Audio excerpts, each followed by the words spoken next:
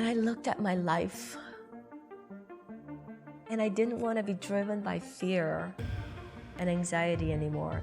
Today on the show, we have a woman who immigrated here at the age of 18, not speaking a word of English, went on to found 7 different companies, and she's exited 5 of them. Her story is gonna blow your mind. Her name is Sabrina Kay. She's a dear friend of mine, and it's coming up right now.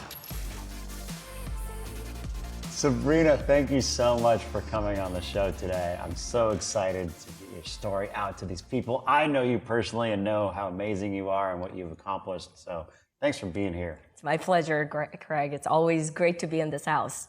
It's a fun house. We try. We've had some good times together. Yeah, we did. I mean, I don't know if it's as fun as your house with your professional grade karaoke system. Yeah, and we also upgraded with a different stereo system now, so you got to come over. Oh man, count me in. All right. So taking it back for those who don't know you, you came to this country, how old were you? 18 years old? Yeah, I was in college. I was, Okay. I grew up in South Korea. And when you think about that country, it's pretty amazing because after Korean War, it was all in the ashes. There was really nothing in South Korea.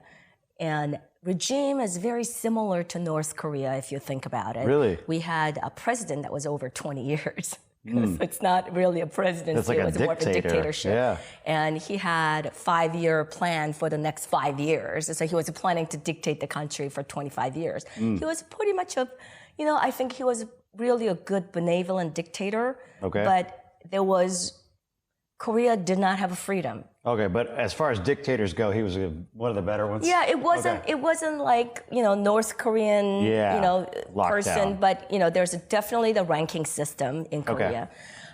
It was the second poorest country in the world.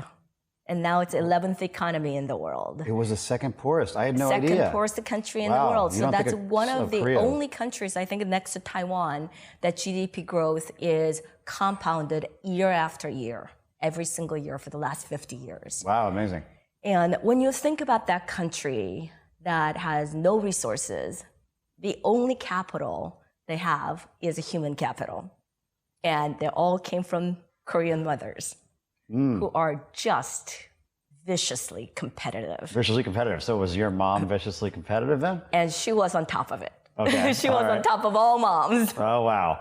Okay. Yeah. So they brought you here in your college years. Yeah, thinking that this, America will provide better opportunity for their kids. And I thank my parents every day that coming to America was really a game changer for the family. Everyone comes to this country for the American dream, and we talk about it, but no one really understands what that American dream really means, especially for people who grew up with very little freedom, very little creativity, and very little opportunities, especially for women. Yeah. If I stayed in Korea, I have my girlfriends who were smarter than me, who had a lot more opportunities than me, but really did not do that much. You stay in touch with them. Yeah. I go back and I see them, and some are doctors and some are like artists, but not many people became entrepreneurs or business people because, culturally, Korean women do not become business people. Japanese women are not treated equally. Chinese women become entrepreneurs. So, although you kind of get confused with all Asian women, there's very specific cultural biases in each country. And these cultural biases become our environmental ingredients for us to succeed and flourish and develop. For me, coming to America when I was 18 years old was really a game changer. And so you spoke no English? I spoke no English. We thought that, coming to America, that life will change because, my father left about 3 years before to have a better life for us and establish this. And it was very difficult for us to live on our own.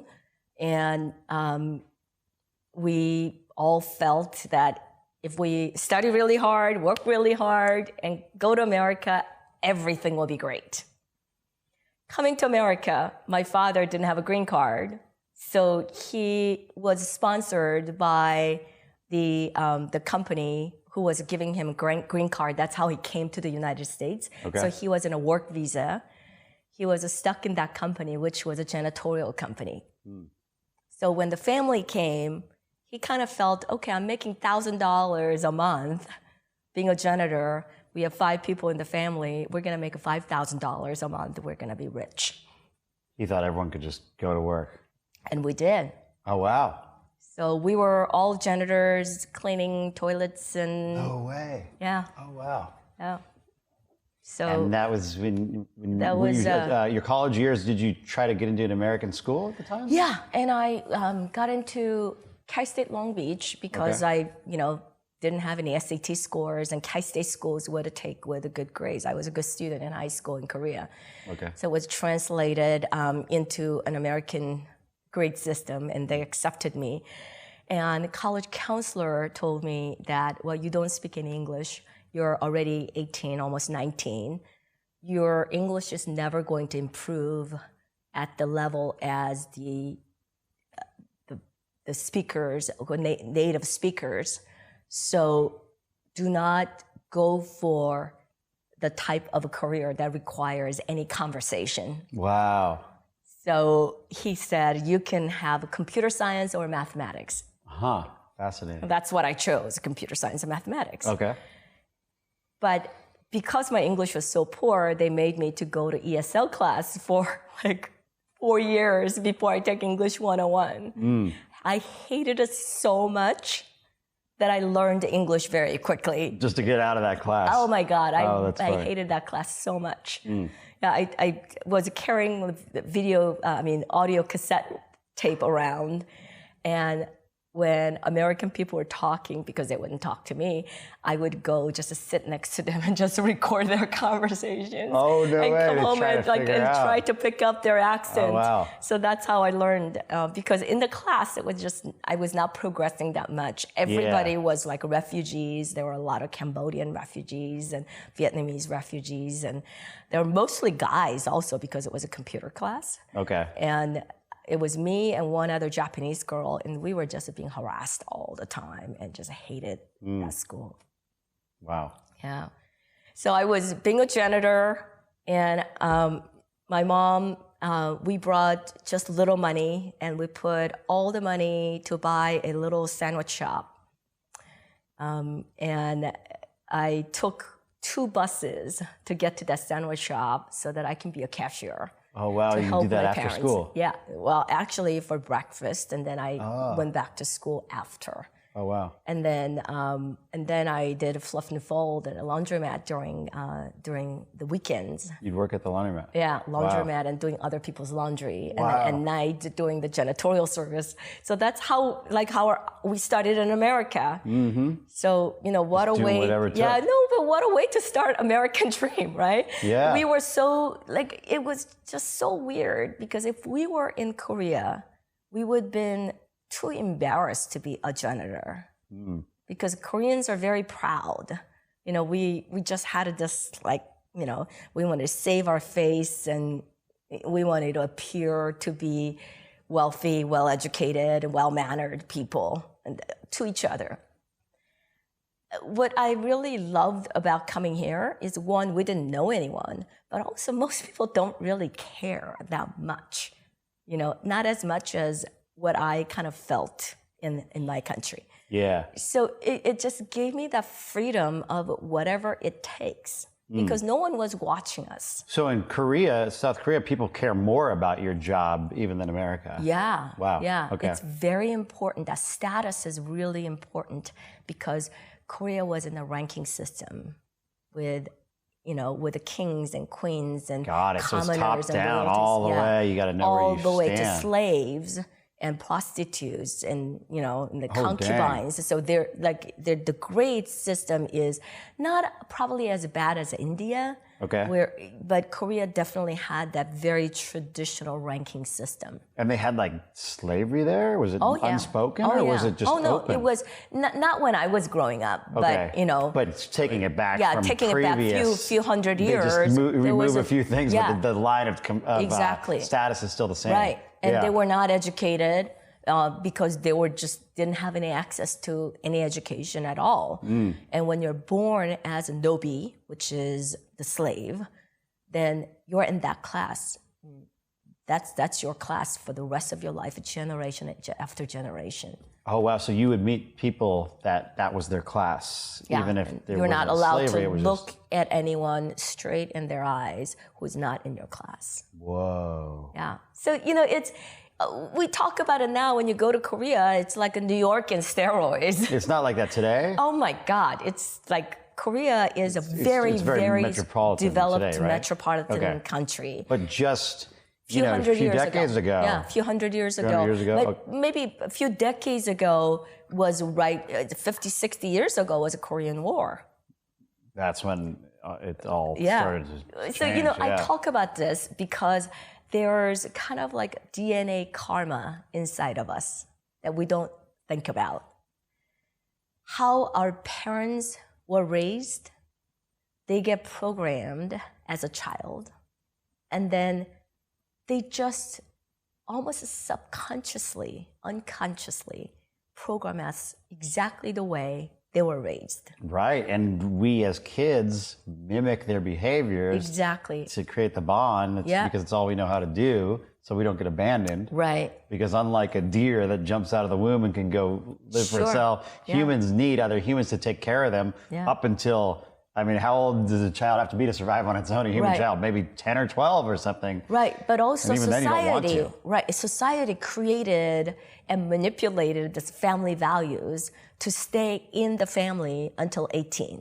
Right, and some other countries it's even longer, right? I know in India, it can be 3 generations living under one roof. Sure, right? And so is Korea. I was not allowed to move out until my daughter went to college. When I wanted to move out, my mother said, "Why would a single girl live in LA by herself unless she wants to be a slut?" Wow. And this is after you already got to LA. They didn't want you moving out. Oh my God, no. This is like when I'm in my 40s and my mom. What? Your mom is still I still live with my parents. Yeah. What? You live with your parents and you're in your 40s? Yeah. Whoa. Yeah. That's just how the cultural how it is. Wow. It's like her way of loving me. She wanted to make sure that I'm being protected. You can't live in LA alone. That's dangerous. I'm like, I'm in a gated community. We are in a gated community. Yeah, you're in one of the nicest communities. It was a 24-hour security. Yeah. There has never been... Didn't you buy the house for your parents too at that point? Yeah. Oh, wow. Yeah. Okay. I cannot wait to get into how this story develops for the folks at home. Because now you've had amazing business success. You've had 3 different businesses that you founded that did incredibly well. And we're talking about big business as well. So let's go back though. You're working at the Fluff and Fold. You're 18, 19. You're just figuring out English. What was your first step out onto your own? Then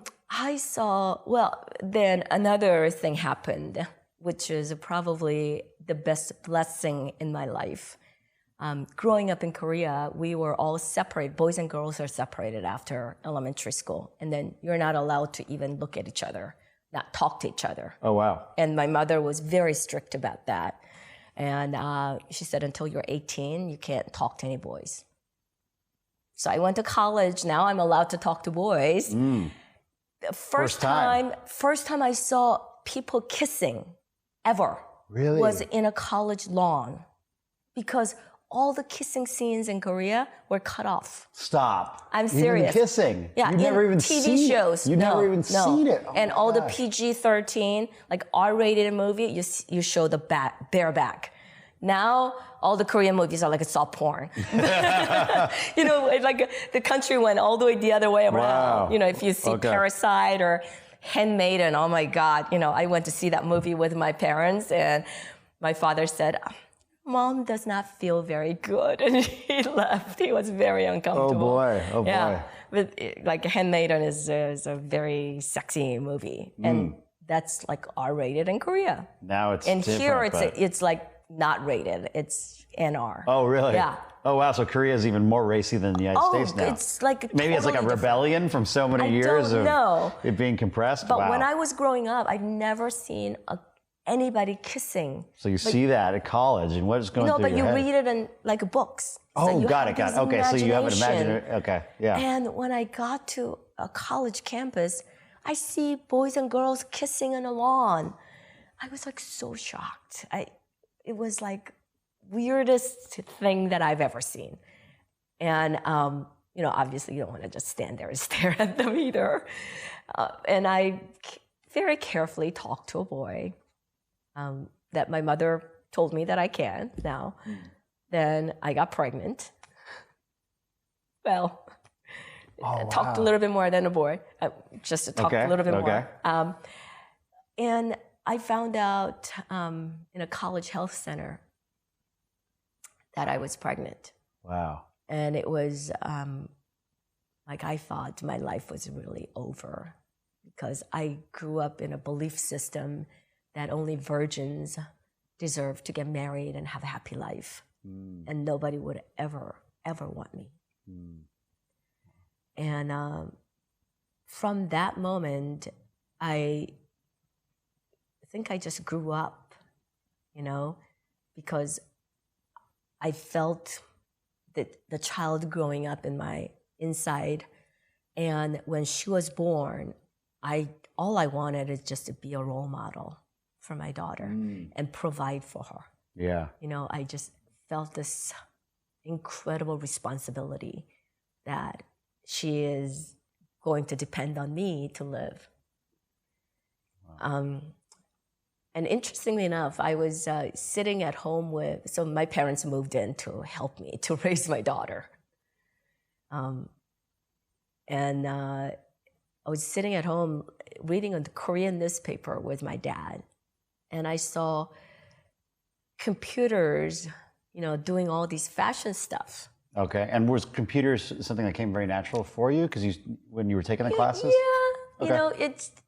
It wasn't like my love, but I kind of felt that was a good tool for someone who didn't speak English because it's a different language. It's a language that I was able to understand. Okay. And I was also starting at a kind of a fair playing ground with everyone else. Okay. And I just wanted to speak English so badly. And when I told my dad, oh gosh, if I can speak English, I think our life will be so much better. And my father looked at me and goes, homeless people in America speak perfect English. So you have to have a different skill set than just speaking English, which is very wise. Yeah. So when I took computer science, it kind of like gave me that edge that this is a new language, I have a fair playing ground, and also this is a skill set. Oh, yeah. So we were learning like a Fortran basic and all these computer languages. Yeah, I remember that stuff. And I saw computers coming into the fashion industry. So when we were janitors, we actually went into a lot of Korean garment district and cleaned the manufacturing and the office buildings. So we knew a lot of their owners because, they would just ask us to do some extra stuff. And I don't know what got into me. I was just really curious about how the computers work in the fashion industry because I was always curious about the fashion industry. And at that point, my mother was actually taking some of the scraps from these Korean merchants and buying them at a very, very inexpensive price and became a street merchant in Santa Ana and selling it to Hispanic people there. Selling the scraps of the materials? Clothing, the ones that was kind of defected. Oh, I see. Defected clothes that they were not going to sell, they would give it to us, and then we would sell it on the street. So we kind of became almost a merchandisers. And these Hispanic people were going back to Mexico while they were working in the United States. So it was really interesting for them to buy these really inexpensive clothes from the street, like, instead of buying roses and oranges, and they went back to Mexico. Okay, gotcha. Right, so we kind of like had this little click to the fashion industry. Mm-hmm. And I just had this bold move, which was cold calling that computer company. And someone answered the phone. I made an appointment. Luckily, the person who made an appointment with me was the president of the North America, the software sale. Okay. And I told them that I know a lot of the Korean designers and pattern makers. As a janitor, I didn't tell them that. And if you teach me how to use these computers, because I'm studying computer science, you probably will be able to sell a lot of these computers because I can teach these pattern makers and fashion designers how to use the computers. Oh, interesting. And he said, well, we have an allocation that we made to donate to universities and colleges. So if you have a university, I can donate the computer software to you. Mm. I'm like, oh, that's great. Please reserve that computer software for me. Little problem. I didn't have a college. I didn't even go to college. I dropped out by then because I had my daughter. That's right. Yeah. So I dropped out and I was just working full-time at actually a local fashion college also. Mm. So I first thought, I would go to that college and talk to them about computers.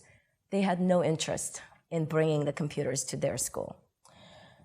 And I drove to Lake Tahoe.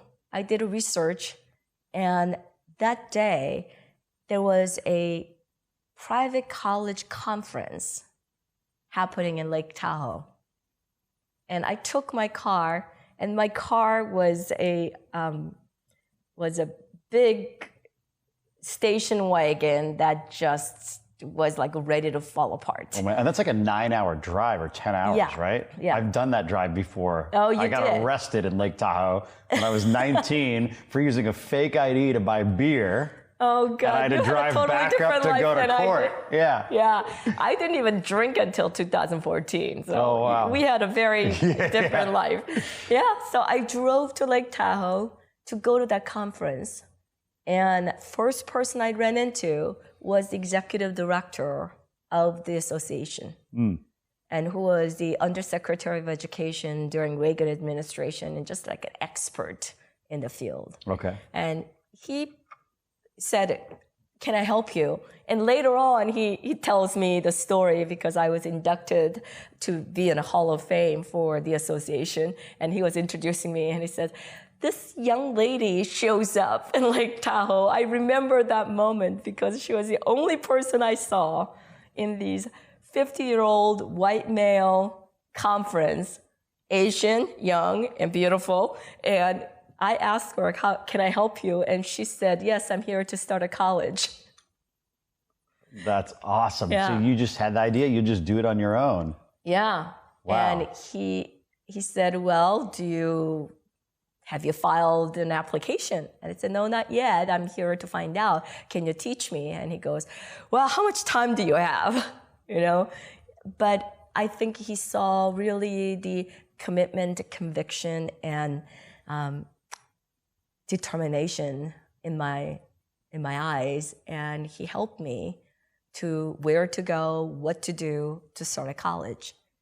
I started in my garage, not my garage, but someone else's garage, in a garage in Koreatown, and had recruited 6 students. Like would come to the garage? Wow. Went back to that computer company and told them to donate 6 computers to me. That's how you got your computers, yeah, okay. That's how I got computers, and I showed them the license. Here's a California Design College. That's what you called it? Yeah, called it California Design College. CDC, wow. I didn't know what CDC was at that time. How'd you get the 6 students? Did you just... No, I knew these people, right? Because we were in the Korean fashion community. Yes, they said, hey, we're going to start this college, design college, and we want to learn computers. We're going to supply for these computers. Wow, and it worked. Okay, that's amazing. So they came. Okay. And then a friend of mine told me about this producer who is producing a fashion segment.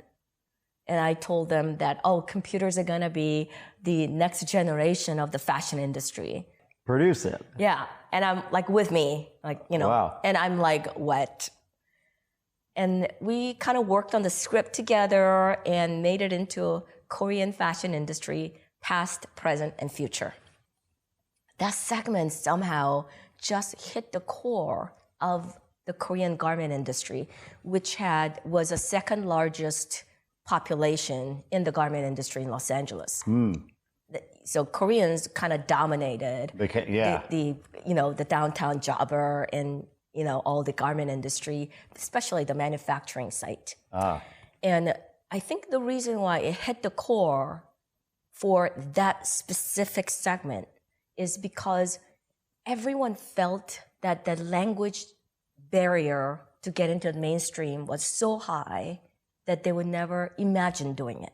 And what I said is, computer language gives you the equal playing field for you to really go where you need to go. And in fact, it gives you a competitive advantage because not many American manufacturers understand how to use these computers.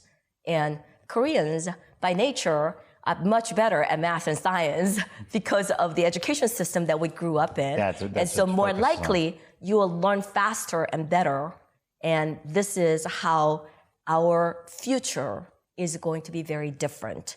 And creativity of the Korean fashion industry can also come from these computers. It's not just a static computer language, but it will also give you the design abilities. And I show them the design demonstration on TV. Oh, wow. And then it just went crazy. People were calling the TV station, and then the producer said, oh, wow, you had a really good segment. That was, so I started California Design College March of 1992. And that segment aired in April. Okay. Right then. Yeah. So right after. And I've had like 25 students the next day. Wow. Everyone wanted to learn. Yeah.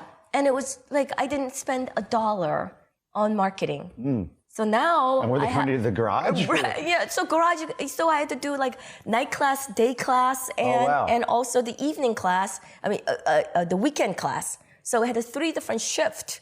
And now class is doing really well. I have like 30 some odd students, and it's like, You're charging money for Oh yeah, charging lots of money, right?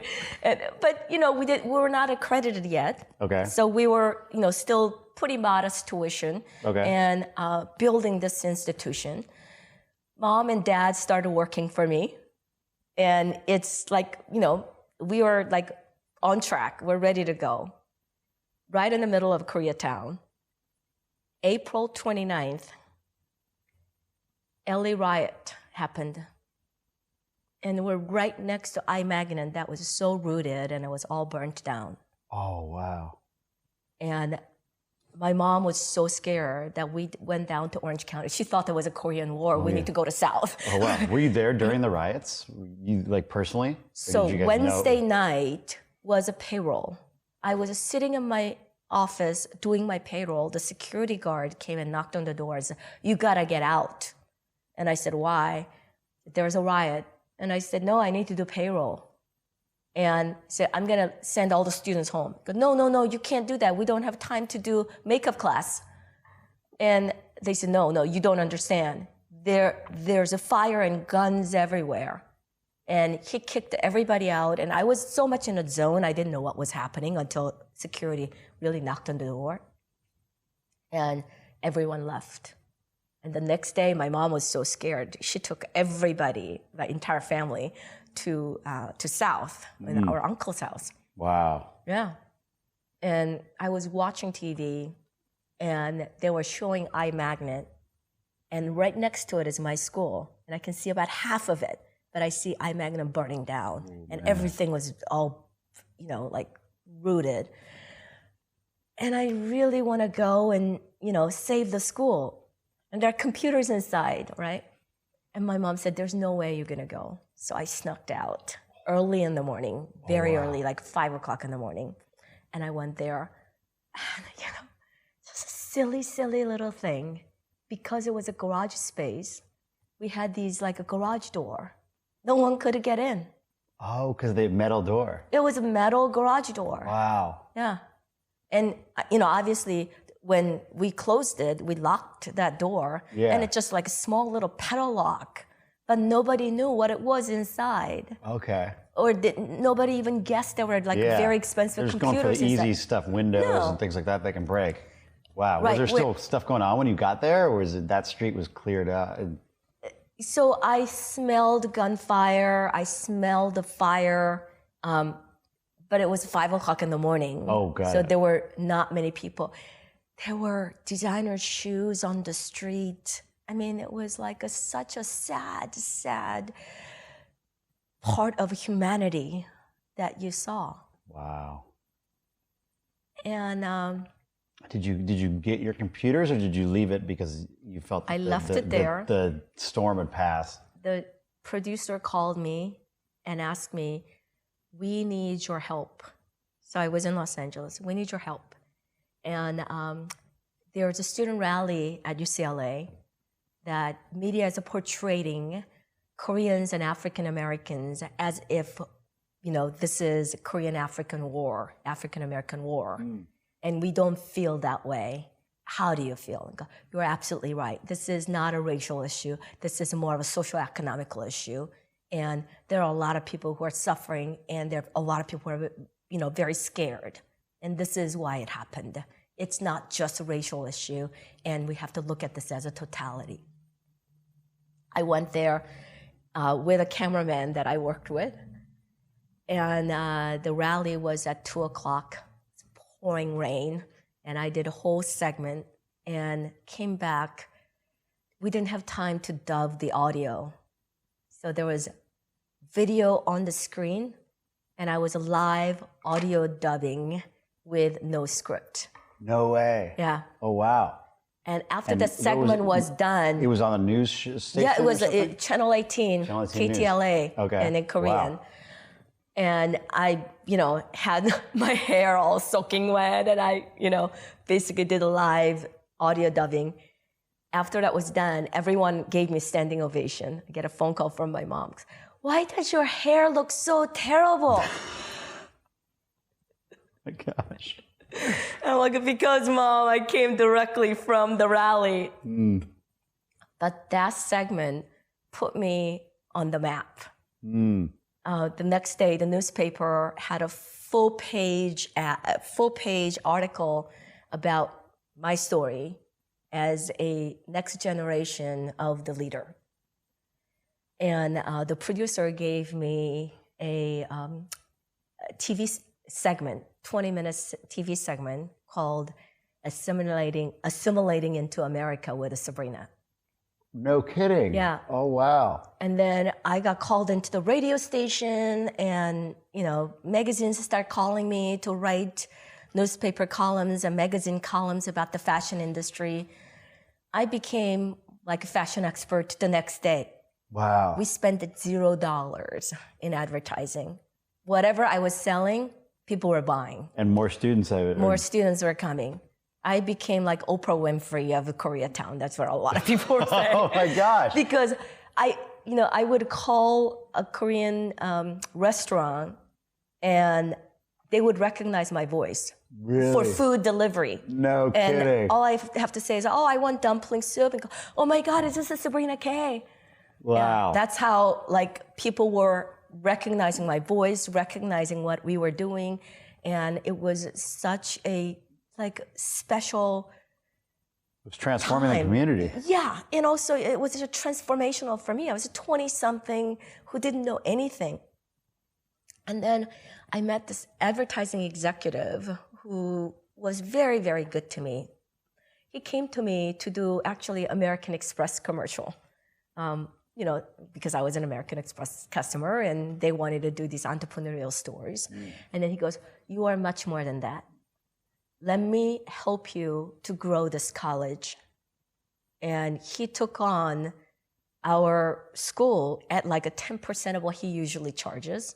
And he said, I buy this massive TV ads and radio ads, and I'm going to give it to you for cost. And for me, still, it was a lot of money. Okay. But once we started doing TV and radio ads, school started like tripling, quadrupling every single year. I remember seeing those ads as growing up in LA. I remember them. Yeah. And Wow. we also did fashion shows everywhere. Usually fashion shows are anywhere from, $50,000 to $200,000, even small fashion shows to produce. And if you look at mega fashion shows like Victoria's Secret or Chanel shows, it's going to the millions. But small community shows, you need $50,000 to do it.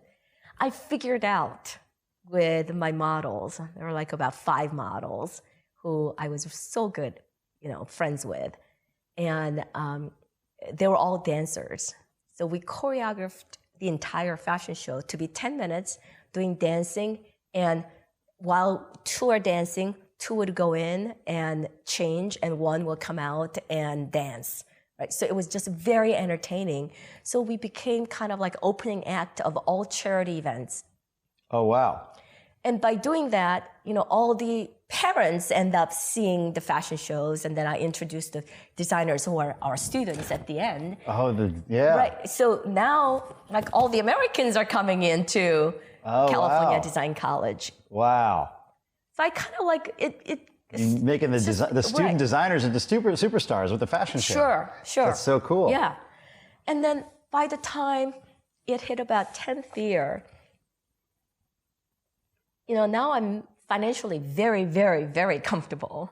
We started knocking off Chanel and producing our own, knockoffs because the students are, doing all the work. And were you accredited by this point? Oh yeah, we've been accredited, and it just like became one of the fourth largest fashion colleges in the country. In the country. Yeah. Wow.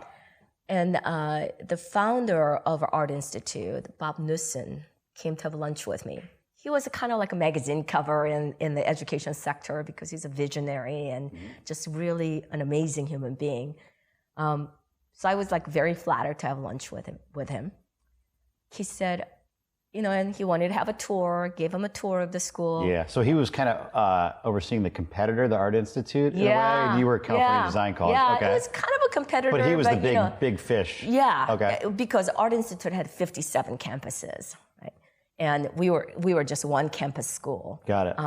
And he came to see me, and we had lunch, and he said, I have a plane. I need to go to Orange County, but I don't want to, use up that much of, gas and, hurt the environment. And I'm like, oh, that's really nice. And go, why don't I give you a ride? Then we can continuously talk. He said, oh yeah, okay. And the drive from Los Angeles to Orange County that hour was a murder. It took like 3 hours to get there. Oh, one of those days, yeah. By the time he was getting out of the car, we're shaking hands on selling the company. We already had all the terms and the price and everything all worked out. Wow. Yeah. So that was your first exit then. That was my first exit. Amazing. And then California Design College became a part of Art Institute. And I became the CEO of Special Projects, and the whole thing was sold to Goldman Sachs. The whole Art Institute, and you were the CEO of the Special Projects Division. Project Division. Yeah. Oh, wow. And after that was done, my mom was really fearful that I don't have a job anymore, and I don't have a college degree. And we were so ashamed that I didn't have a college degree that we didn't talk about it at all. But you had just made, I assume, a good amount of money? Oh yeah, I had enough money to retire. But your mom was like, where's the college degree? Yeah, it was. Oh, wow. And also you're not going to get a job because you never had a real job before. And I was You're like, Mom, I'm not going to get a job because I said, Mom, cover of Fortune magazine, it's okay. And she's like, oh, you're in the magazines all the time. That doesn't give you anything. Because she saw me in Korean magazines all the time, so she doesn't know the difference. She doesn't know when you're on Fortune magazine that it's not the, oh my God. So, and then, it kind of like made sense. I kind of felt that I wasn't authentic to myself because I operated a college for 10 years and telling everyone that you need to go to college and have your career. I never finished. I was so ashamed. That was one of the things that I was stressing about, that if anyone finds out that I didn't go to college, I'll be this imposter. How do I explain this, that I didn't even go to college? So I really wanted to go to college. Okay. I got very lucky. USC dean sent me a actually handwritten note. He was there only just very few years, but he saw the article in the magazine, the Fortune magazine, and said, very impressed with your story. I would like to have lunch with you. And I told them that I really wanted to go to school. And by that time, I went back to Cal State Long Beach and asked, how can I come back? And they said it will take you another 4 or 5 years to graduate because graduation requirements have changed and you still haven't finished your ESL yet. Oh my God. Oh my God. So I had to go and take my ESL classes. And I'm like, there's no way I'm going to do that. And go to school for 5 years? That's crazy. Wow. Yeah. Right? 5 years seems like eternity to me. But USC dean told me that he could accept me to an MBA program. And I just need to go and take a GMAT. I hired 5 tutors and nailed the GMAT and literally started a month later. That's great. And then you're an MBA, which is exciting. Sure. Learning things you can maybe use in the it was next venture. Awesome. Yeah. While doing the MBA, it was by theme. Each theme, I had a business idea. And 3 of them actually became real business. No way. Yeah. One of them is called the Fashion Umbrella. Okay. The first idea was kind of like Project Runway. And I actually went and pitched about it to TV stations, but I still say that I was the original Project Runway before Project Runway was. And basically, Fashion Umbrella was doing the back office functions so that all the designers can just design. Yeah. Because I had a background, of teaching them, mentoring them.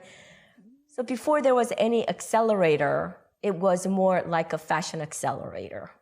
And it worked out very well. We were able to present a lot of the LA designers to Asia.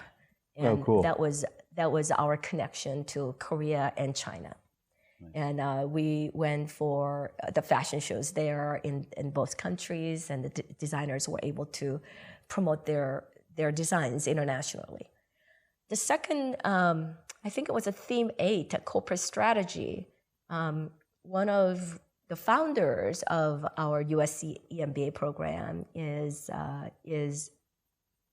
was the consultant to home savings and loans person, Tim Campbell. And he was one of my favorite professors. I was talking to him and he was telling me about how Korean banks have done so well. And coincidentally, my business partner, and also was a landlord of California Design College, is one of the largest, real estate developers in Los Angeles. He was talking about starting a bank. So I put everyone together with my real estate partner and put a board of Premier Business Bank. And 2006, we opened a bank. Premier Business Bank. Premier Business Bank. Wow.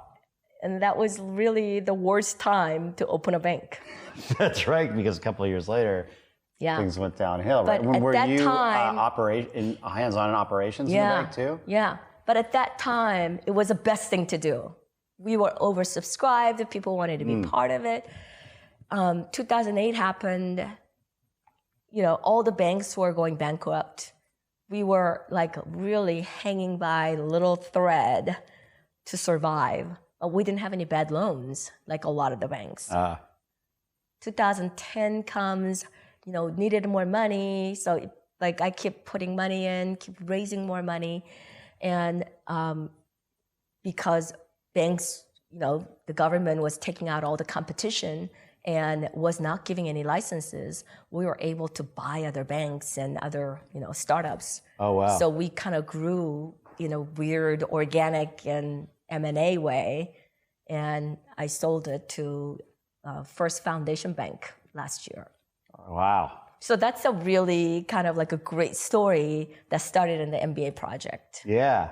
Wow. Just as a result of going back to school, you started a bank. Yeah, and sold the bank. I was a fashion designer. Wow. I didn't know anything about banking. Wow. And I know you did a commencement address. Right. At USC. Yeah. When was that? That was 2 years ago, 2017. That's so amazing. So they had you back to speak to the graduates. So incredible. That was really kind of like awesome to go back to school because I did not know I was able to graduate. I couldn't graduate from Cal State Long Beach. USC MBA was like pie in the sky for me. And for me to graduate from MBA program, my mom was so happy. She was just so proud of me. And then my professor was like, I told my professor that I had such a great time, I don't want to graduate. And he goes, you passed, you need to graduate. And he goes, why don't you go and get a PhD? So I gave him an application with a recommendation from Wharton in University of Pennsylvania. And he looked at me and he goes, this is Philadelphia. I said, yeah. And he goes, I was kidding about going back to school. And I said, no, that's a great idea. So he filled out the recommendation form for me. And I now have the bank. And at that time, I kind of felt like this great duty to give back. And I met this incredible mentor by being in some of the charitable organizations. His name is Ambassador Frank Baxter. And Frank kind of like gave me the type of parenting that my parents were not able to do in America as a friend, because my parents were incredible in Korea, but coming to America, they didn't know, how the society worked. We didn't know anyone here. We didn't have any connections. Where Frank and Kathy, his wife is an opera singer. So, they introduced me to opera, which I absolutely love now. And I also grew up with opera with my dad. So it was like, just such a great connection together. Yeah. And he really showed me how to give back. So I was now on 21 charitable boards. Yeah, wow. Yeah, you were telling me about that. And you're known in the Los Angeles community as someone who has made so much impact with your philanthropic work. I know you did a lot with After School All-Stars and Peterson Museum and so many other things. It's amazing. But I think looking back, I think I was just lost, And when you're a workaholic, you have actually no hobbies. And growing up, being raised by a perfectionist mother, you're always not good enough. Like when she noticed your hair, when you made this big speech that changed the whole community, she's talking about your hair not looking right. But she's like, she loves me more than anybody else I've ever known in my life. So you're not hurt by the perfectionism. It's just... It's probably how her parents judged her. I imagine, right? I'm sure. That's the reason why she is the way she is. Yeah. And the reason why I got into so much of philanthropy is, as a workaholic, once you get into that rabbit hole, you go deeper and deeper and deeper. And philanthropy is one of those, things that once you start After School All-Stars, you can get into, all these other related, organizations that can work together. You were on 21 charity boards? I was on 20 boards. With the Weingart Center from homeless issues, at American Friends of the Louvre, so art community. It was just like all over the place. Wow. And 2009 happened. So now I'm at Wharton, commuting from LA to Philadelphia. I have Premier Business Bank. I have 21 charity boards. And first week when I was in Wharton, I saw this incredible opportunity for our inner city kids. Because I was working a lot with inner city kids. Okay, and this is in Philadelphia, you noticed it? Okay. In Philadelphia, because it's kind of like brotherly love, and our professors, this is a program, it was a joint degree program with Wharton and Graduate School of Education. Okay. And everyone had this like great novel idea about saving the world, make the world a better place, and make your mark. And that was like a big thing. And I kept thinking about, like this is the greatest country in the world with opportunities. Immigrants like me have all the opportunities that was possible.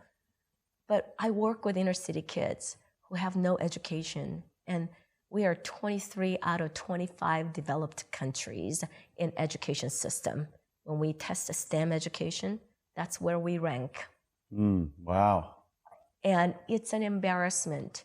And in a knowledge-driven economy, from industrial economy, the real gap between haves and have-nots is the knowledge.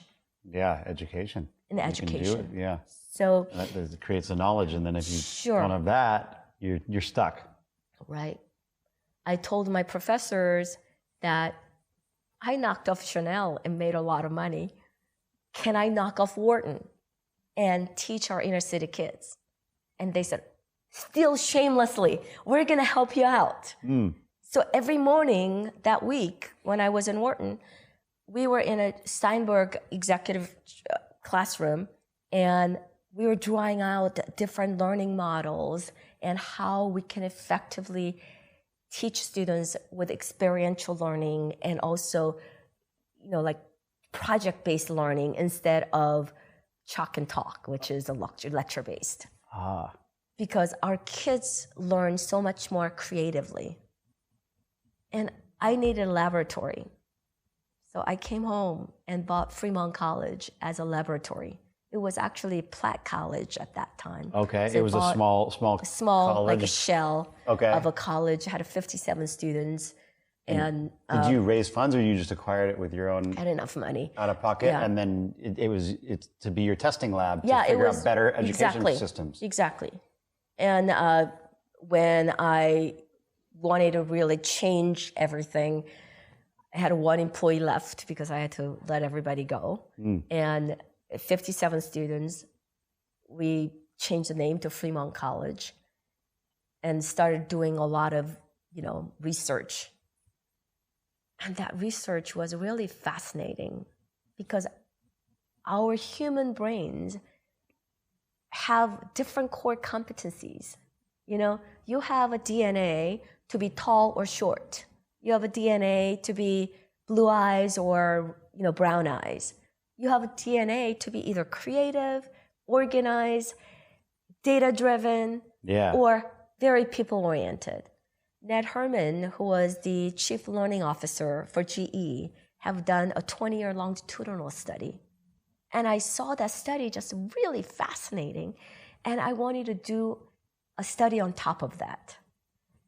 So I developed a curriculum based on human core competencies and also putting human motivation of all these different scholars, from B.F. Skinner, who put his kids in a box to do awards and punishment. That's like one of the. He put his own kids in the rat. The Skinner box, I thought was the rat experiment. I didn't know he put his own black kids box. in there. It's like a nightmare, right? Oh wow! And actually, Skinner's kids hated him so much when they grew up that he really was a very, very lonely man. And his daughter became a psychologist and realized how brilliant her father was and how committed he was with the craft. So, they co-produced some of the academic papers that is still to this date is a very, very important educational psychology model. Oh, wow. And for those who don't know, Skinner was the person who discovered that if you put rats in a box and there's a lever that they can push to have food come out, you can set it in different ways. And if they push the lever and the food comes out one by one, they will push it when they're hungry. And if they keep pushing it and food never comes out, they'll quickly give up. But, and I hope I'm explaining this right, if when the rat presses the lever and the food comes out at random times, they will keep pressing it basically forever. The randomness fools them. And if you think about it, that is how slot machines work. That's how Facebook and Instagram notifications work. Like all of these addictive systems that humans design, many are based on Skinner's research. Yeah, he was a genius on awards and punishment. Rewards and punishment. That's how we train circus animals. And that's how most of schools design their system. But when you do, then there's somewhat of plateau of that motivation, unless, it's something very addictive. And usually school work is not that addictive. So there's Jean-Paul Piaget, who really talked about cognitive psychology, like of, how human beings are naturally curious species.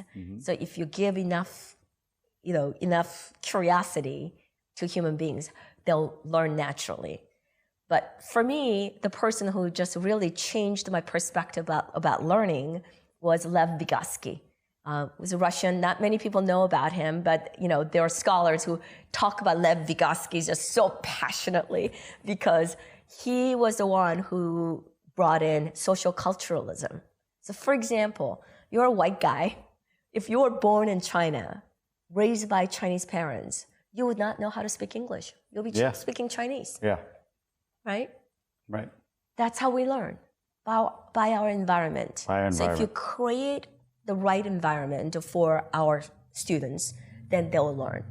So I wanted to create an institution that we create, we have all these segments and all these research, but we can create an environment that we can really help students to grow and nurture. So that's, you got the idea because of the Wharton education was so engaging for you. You decided to bring that back. Sure. That was exactly what I wanted to do. Amazing. And that became Fremont College.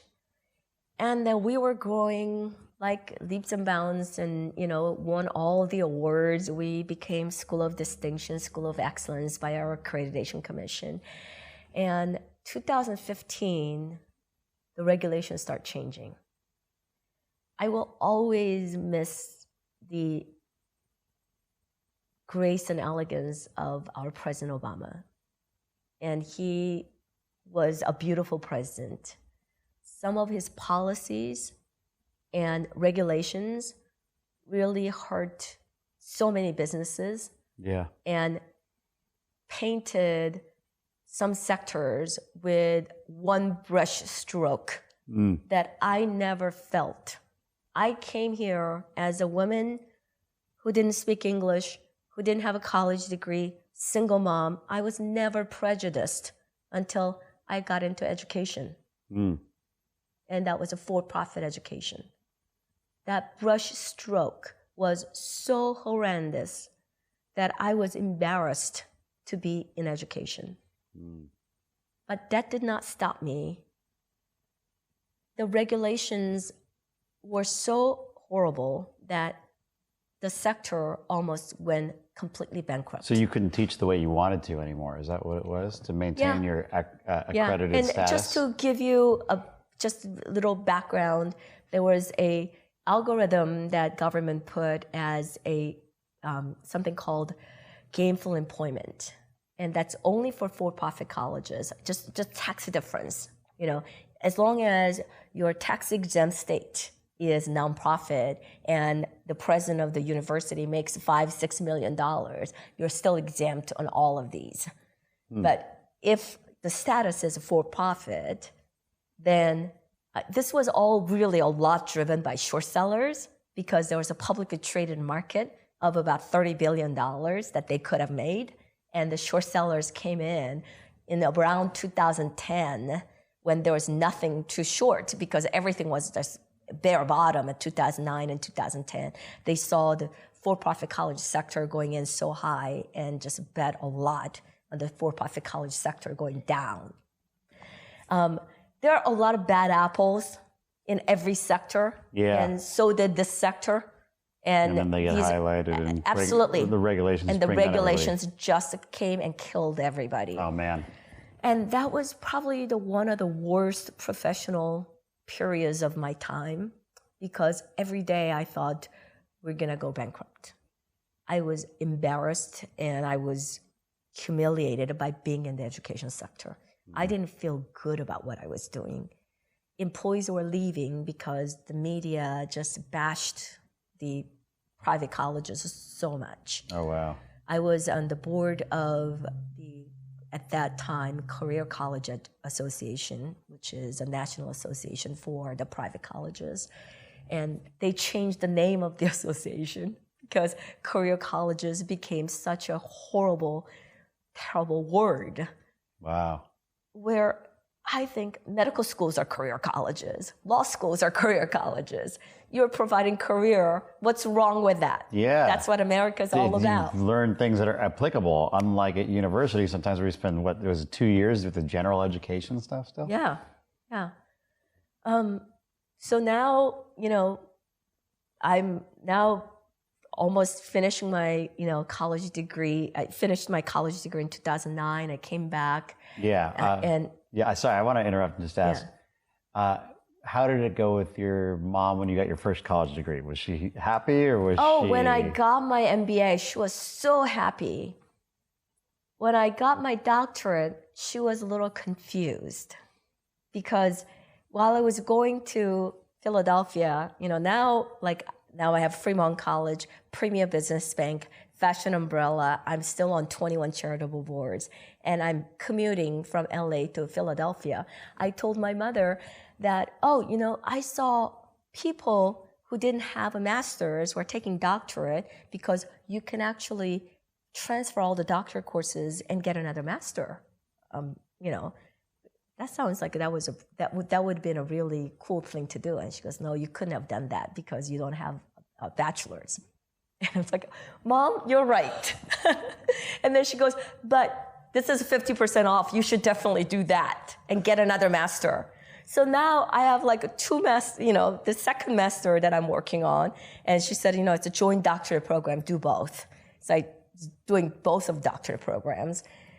Like 2009 was a horrible year for me. You don't know what your limit is until you get there. Yeah. That was my limit. Yeah, you're taking on a lot. Yeah, I was taking on a lot. And then I saw stock market coming down. And my net worth is less than 50%. Because you were invested. I was fully invested. Mm-hmm. So I cashed out. March of 2009. If you look at the graph, that's literally the bottom. I felt great for a whole week. Oh, wow. And then I saw it keep going up and going up and going up. Because I was just so emotional about money. Yeah. I was so emotional about everything. I was driven by fear. Yeah. And that fear, anxiety, and trying to please was my biggest motivation. Yeah. And it's a great motivator. Fear is a great motivator, but it is just a cruel master. No doubt. Yeah, that's so true. Yeah. Wow. Well, if it makes you feel any better, I cashed out at the bottom of the crypto markets, so I know how you feel. They started going, now they're way back up. And, Yeah, so, we just, when people ask me, like, why did you cash out all of it? Like, there's no rational, explanation. You're just emotionally it feels driven. like you're going to lose it all in situations like that. And that's what it felt like for me. Yeah. I'm gonna when I lose cash out, everything. I can still live for the rest of my life. Yeah. But if it goes down further, I'm not going to feel very good. Yeah. And I go back to folding. Sure. And at that time, 2009, I heard President Obama giving a speech about nationalizing all the banks. And I owned the bank, and that bank was sucking up money. Fremont College was sucking up money. I was so devoted to these businesses. Yeah. And I was the only person who can fund these businesses, and I wanted to have cash. So that's kind of my rationale at that time. Yeah. looking back, it's a stupid decision. I completely agree. But at that time, you made what was the best decision at the time, so you can't regret it. And what's really good about it is I slept every night. Yes. After that. I mean, that's priceless. It really is, Yeah. So, wow, it's so amazing. And I know you've since sold Fremont College. So 2016, Trump becomes a president. And now most of the private sector colleges are gone. Like if you look at all the household names, ITT, DeVry, University of Phoenix, they're all gone. They're gone? Yeah. Oh, I didn't know that. They're gone. Westwood, like billions and billions of dollars gone. Wow. And students are out on the street. Some are very deserving. Some, not all, were deserving. But since government took out all the competition again, so I was in two very regulatory-driven businesses, bank and a college. And the regulations really took out all the competition. I went through just a big storm in both sectors. In 2018, both sectors were doing really well, both businesses. And I looked at my life, and I didn't want to be driven by fear and anxiety anymore. And my mother started getting sick too. And investors were not proud to be part of the organization because of all the publicity, negative publicity that's out there. So we made a decision to sell. So 2018, I sold Premier Business Bank to First Foundation. 2019, I sold Fremont College to Grable Capital. And last Friday, I sold Dale Carnegie to Success Education. So all the operating businesses are pretty much sold. And my mother passed away. Wow. It's a lot happening at once. Yeah. I'm sure your mother... I'm going to take a little break. I'm sorry. No, it's okay. So you've started... Shoot, I can't even keep track of how many amazing businesses and had some incredible exits. What are some of the biggest lessons you learned along the way that other people can use to try to do the same? Yeah, I think starting a business is somewhat easier than exiting the business. Anyone can start, but actually successful exit is very difficult to do. Really tough, Yeah, it's very tough to do because along the way, there's so many peaks and valleys, and most people give up during the valleys. Yeah.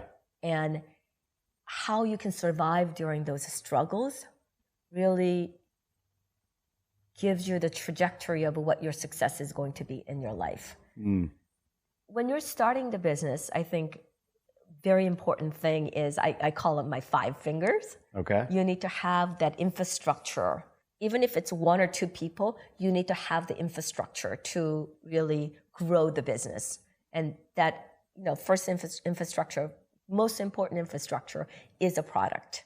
And most people just start with an idea, but you need to have literally the best product. The best product that has demand of whatever that you're selling or a service or product. So when you made that bank, you looked at what business owners wanted, and you created the best types of possible loans and different programs that they could have in the bank. It's so much easier to get into a niche market and be the best in that niche market than trying to be Coca-Cola day one. Yes. It's very difficult. Well, that's what you did with design college. Yeah, California You weren't Design trying to compete against USC and Cal State Long Beach. It was just fashion and Korean market only. And then it grew. And because we had infrastructure, when other students came in, no problem at all. And we're actually teaching everything in English to begin with.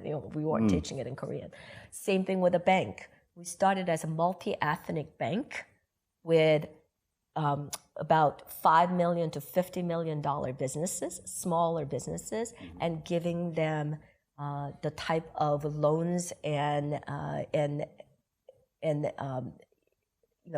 opportunities like private banks do.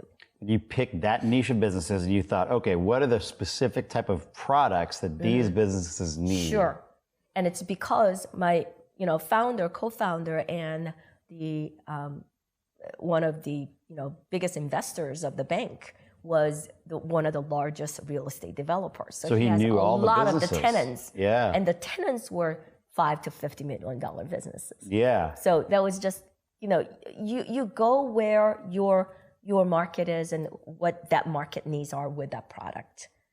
And same thing with the Fremont College. I had all the connections with, employers because by now I'm in so many different organizations, with the Young Presidents Organization to, different charities, and there's so many connections with the business community, and I knew the needs of the business community.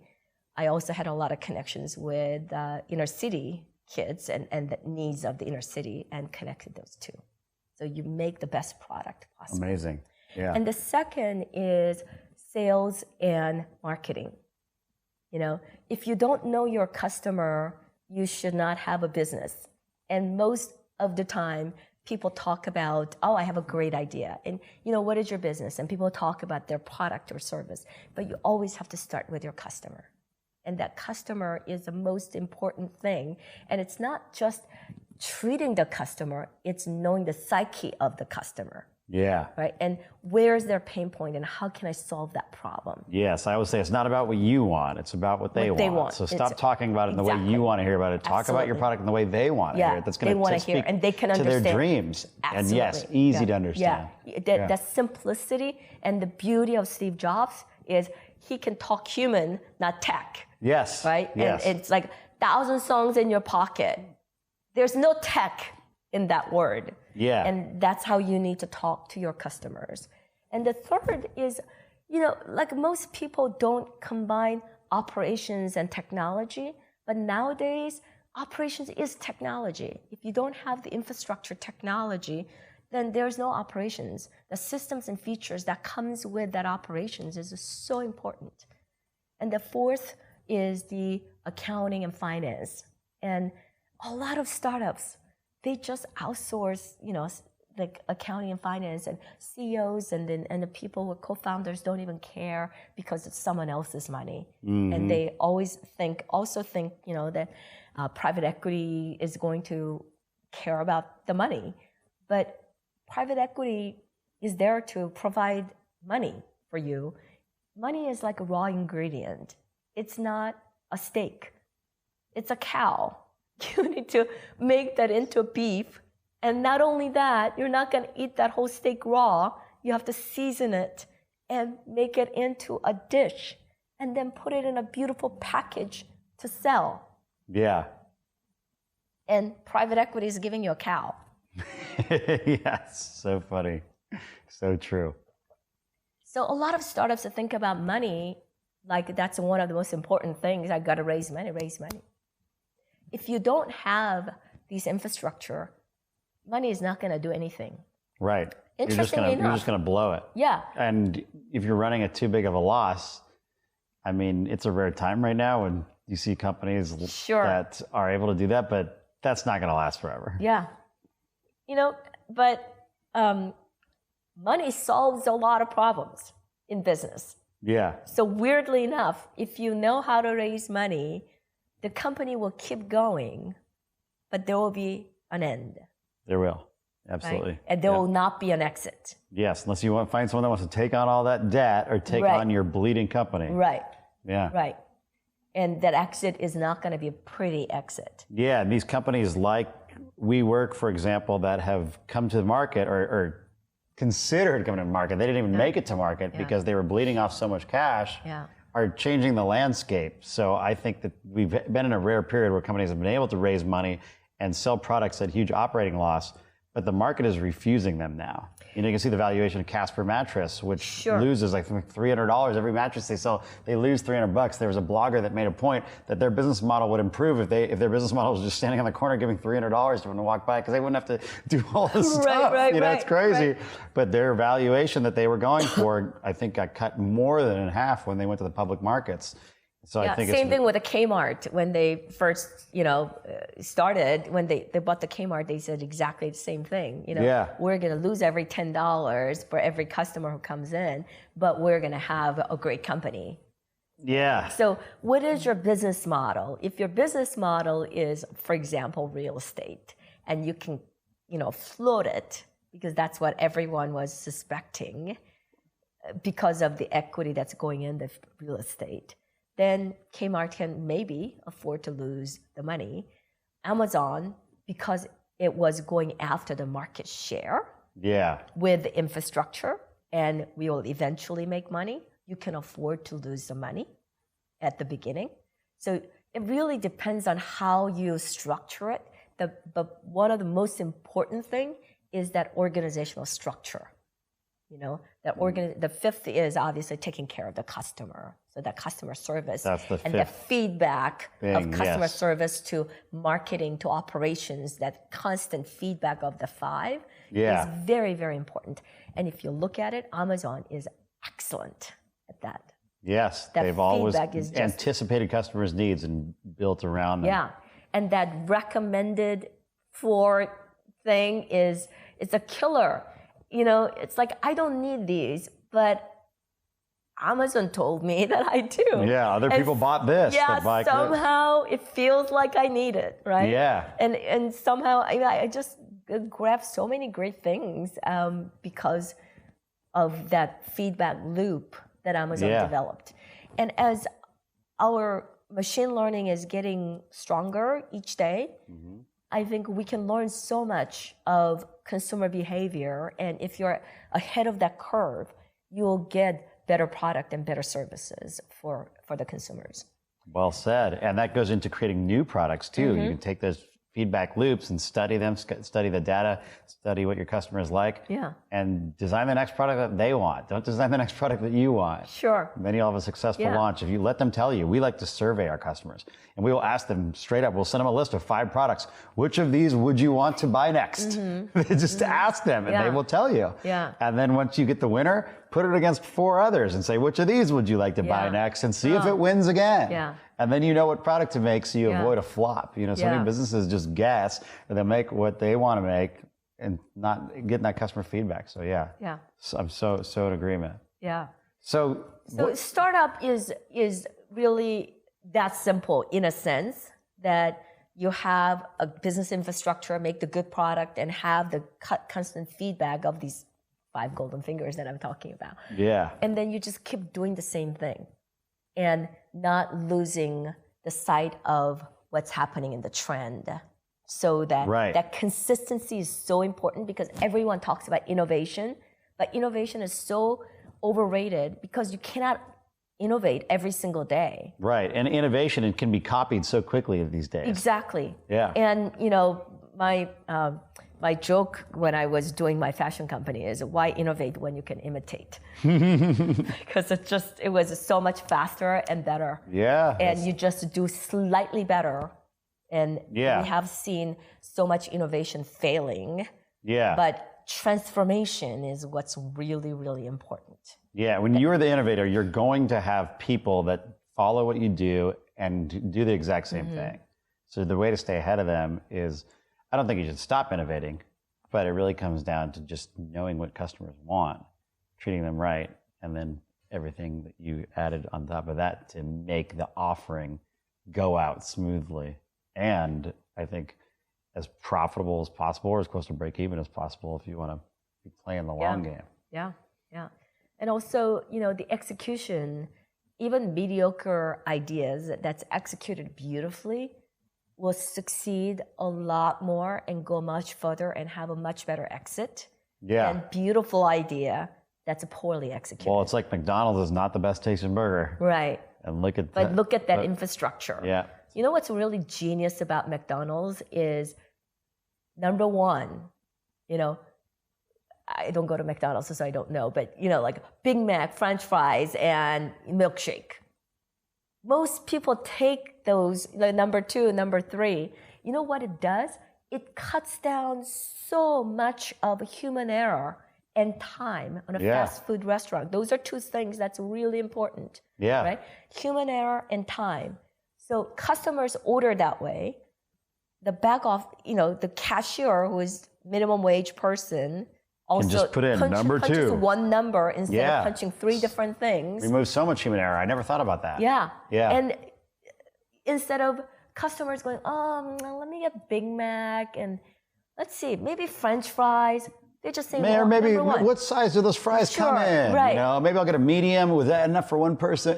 Just here it is. Boom. That cuts down so much time. Yeah, there's the old rule in marketing. If you give someone too many choices, they'll choose 0. Absolutely. I mean, I don't think someone's not going to order, but it's going to hold up the line. They're going to be paralyzed with what choices to make. So such a great point. I never even thought about that. Yeah. And In-N-Out's even more streamlined. Even smaller, right? menu, but yeah. But if you look at it, McDonald's is operating several billion-dollar company with minimum wage people. That's so true. They're widgets. Super simple. Super simple. That's so true. Such a great point. And it's because of the infrastructure.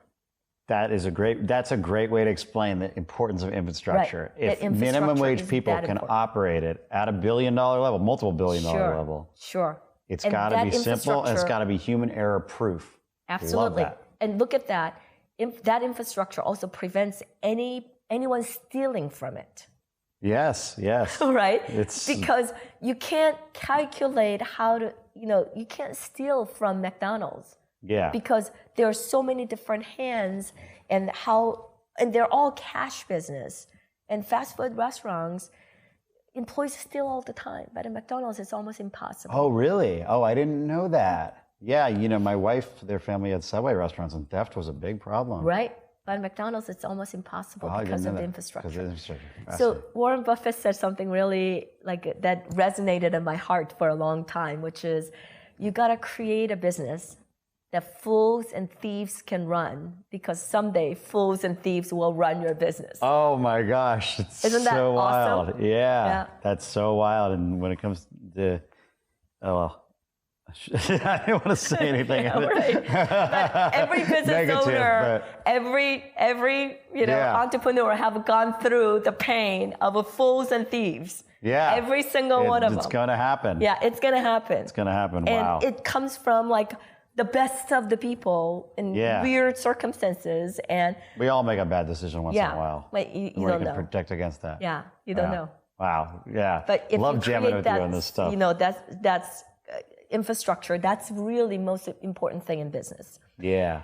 One other thing that I think it's really important for young CEOs to know is that it's okay to be fearful. Just that gives you edge. You're just not gonna go with that fear base forever. Just know that. But it's okay if you're not scared. I'm scared for you. I love that. As an investor, permission to be afraid. It's just okay. to be really scared. It's okay. Keep you on your toes. Yeah. And the fear is good. It'll keep you I think fear really drove me where I am today.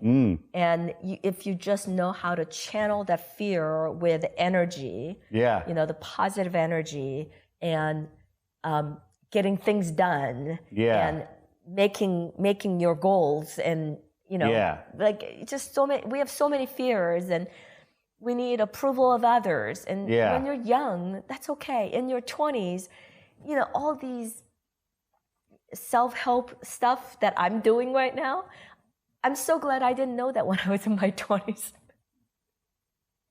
Had I known I meditated too much, or I didn't need any approval from others, and I didn't care about what my mother thought, I don't know if I would be here today. Yeah, it's funny. I mean, some of the most powerful business creators in the world have operated from these core wounds as a child, trying to please parents or fill a wound in themselves that says they're not good enough. It's created great things for the world.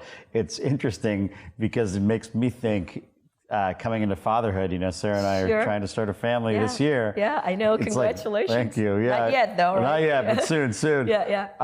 If we raise our kids perfectly and Zen-like, maybe they just become monks and live in the forest, but that's going to be a perfectly happy life, and nothing wrong with that.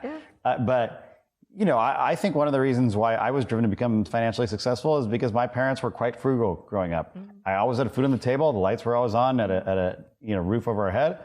But, Christmas presents would often come from garage sales. And the rule was we couldn't buy a food item at the store unless we had a coupon. Mm-hmm. And that was my goal. I was like, I want to be able to buy any food whenever I want. Yeah. I want to be able to buy any toy whenever I want. Amazing. I want to be able to go buy a car without having to negotiate, but I still negotiate because that's also part of my upbringing. But I think that's part of the reason why I've always wanted to be successful is because of that upbringing. Yeah. And my mom was raised even more frugal than she raised us. It was like one bike for 5 kids and things like that, so yeah.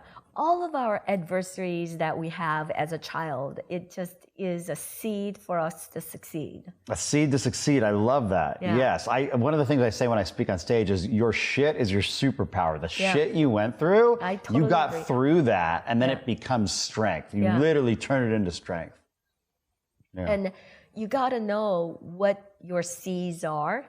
And once you know that, and it's not going to be seed forever.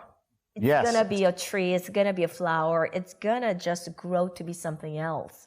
Yes. But while it's a seed, it's okay to be scared. It's okay just knowing that the anger, fear, sadness, and all of that is really your motivator to be greater than yourself.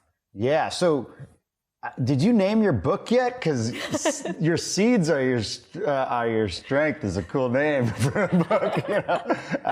I'm still struggling with the book. Yeah, because, I'm so excited for you to get it out because you have so many lessons and so much to share. Now the biggest lesson I have for me is nothing is going to be constant. Yeah. And people tell me that, but I've never really experienced it. And it's the second time that I've literally sold everything. And people ask me, what's next? I'm not sure. A lot of people ask me, how do you feel? I don't know. Changes, yeah. Change is the only constant. Yeah, change is the only constant. Yeah. And at this point, what I'm most interested in is the mental health issues. And I know you're really passionate about mental wellness. Is that something you're planning on getting into for your next project now that you have a clean slate? Yeah, last few years, it's been very interesting because, like I said, I was really driven by fear and anxiety and approval of others. I was just really a pathetic pleaser. I just wanted my mom to love me, my dad to love me, my brothers to love me, everyone around me to love me, and that was just so important to me. When I was doing my TV shows and radios, I was so afraid that people would find out that I was a single mom because I was, supposed to be a role model for all these young people. And in the Korean community, single moms are not role models. Divorce is not, they're not role models. Not an option. I never, ever talked about it. Not only that, I didn't even go and have lunch with my brother in public, thinking that some people may think that I'm dating someone. Oh, wow. And everywhere I went, my father came with me. Wow. So that, people would think that, we are business partners. Being with my dad, it just gave me the credibility that I needed as a woman.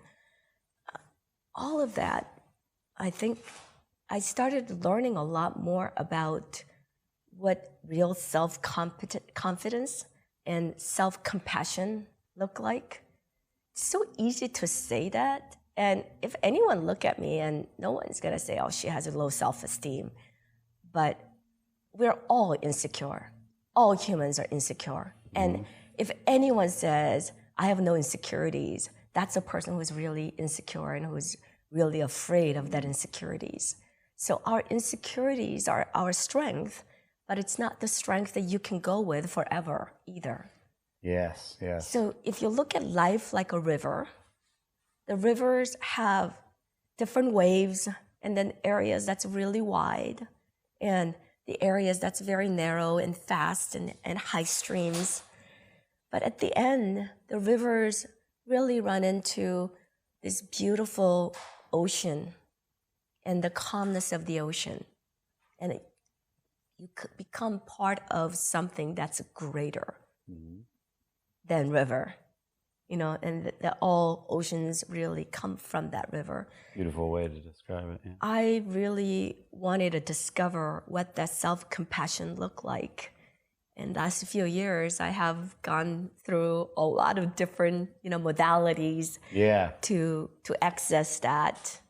And once you learn how to really love yourself, then you know how to truly love others and be loving and lovable. So true. Yeah. Yeah. It's a beautiful journey and it's lifelong, and that's so true about the insecurities. And I think that's going to help a lot of people that are listening to know that even someone as successful as you has insecurities. I have insecurities like crazy. Even how am I going to look on this camera? And did I sound okay when I just responded to that awesome story Sabrina said? Was my expression the right one? And, all these thoughts. It's just the human mind is full of chatter. Yeah. And all these great words that people give us as an advice, like, don't worry about what other people think. We're social animals. We're going to worry about what other people think. Yeah. So how do we still worry about what other people think? Worry may not be the right choice of words. Be cognizant about what other people think, but still love yourself the way you are.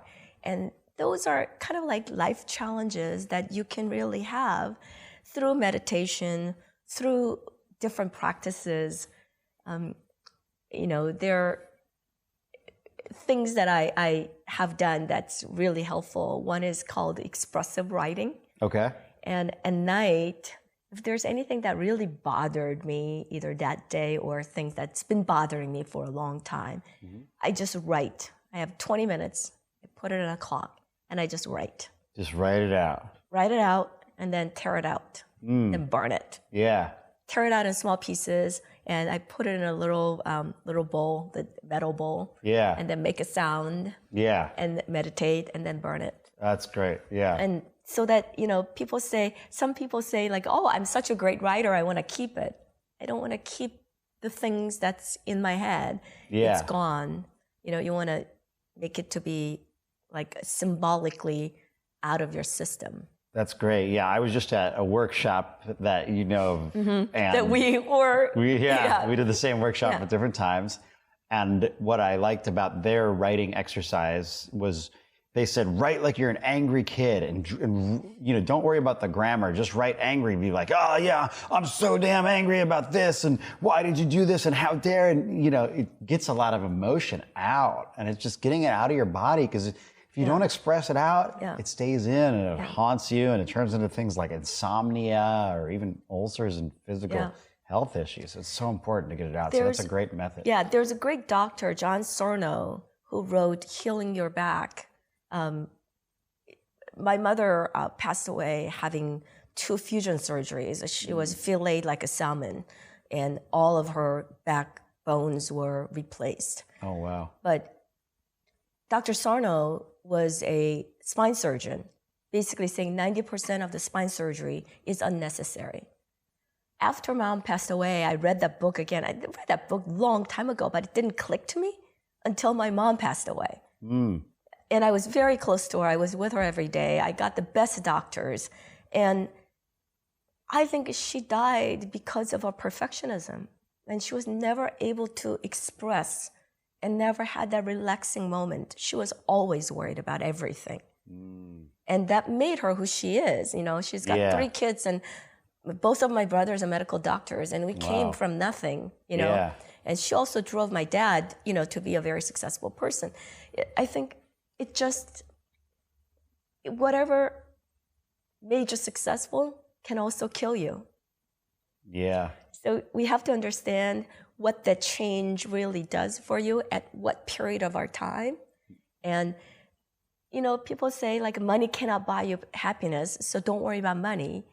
But poverty can also kill happiness, so do worry about money. Yeah. You know what I really love about what you shared is that we're all going to feel these fears and we're all going to feel these insecurities, and you shouldn't shame yourself. Yeah. It's okay. It's totally normal. And what I really love about you and your story is you felt these fears as someone coming here who didn't speak the language, you know, feeling the insecurities, the pressure from your parents, and you just kept going. But you didn't push the fears and the insecurities aside. You let yourself feel them, but you kept on going. You didn't let them stop you. I just think it's so beautiful and such a great example for people out there who are feeling some hesitancy or some anxiety, that it's okay to feel that. Don't shame yourself. Feel the feelings and just keep going. Just keep moving. And you're talking about shame. I think shame is very momentary. Shame is for right now. For example, when I got pregnant, I was so ashamed. I didn't tell anybody except my mom and dad. My brothers didn't know until I was really pregnant. Oh, wow.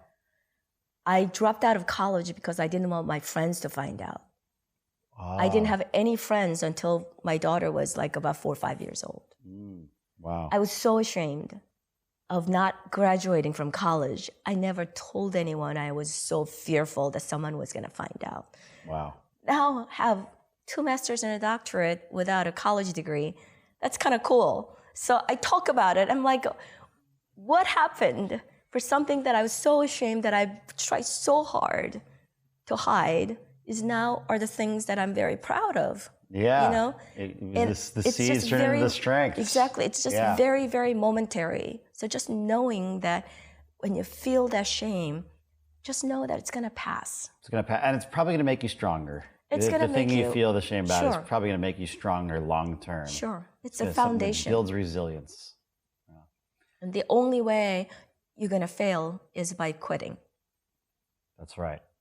Sabrina, thank you so much for sharing this today. This has been so incredible to hear your story. How will people find out more about you? Are you on Instagram, or do you have a website? Or where can people go? I'm very unsocial in a social media. But, I know you're not out there, and that's why I'm so appreciative of you being here and sharing today. But I know you have a book in the works. Well, people that listen to this are going to want to know more about what you're up to. So is there a place people can go to learn more? I do have an Instagram account. Okay. It's Dr. Sabrina Kay. Okay, Dr. Sabrina Kay. Yes, K-A-Y. On Instagram. Yeah. Great. And I love the shares that you put on there. You just honored Demi Moore at the Oscars the other day. She has an incredible story. Yes. So everyone go follow Sabrina, Dr. Sabrina Kay on Instagram.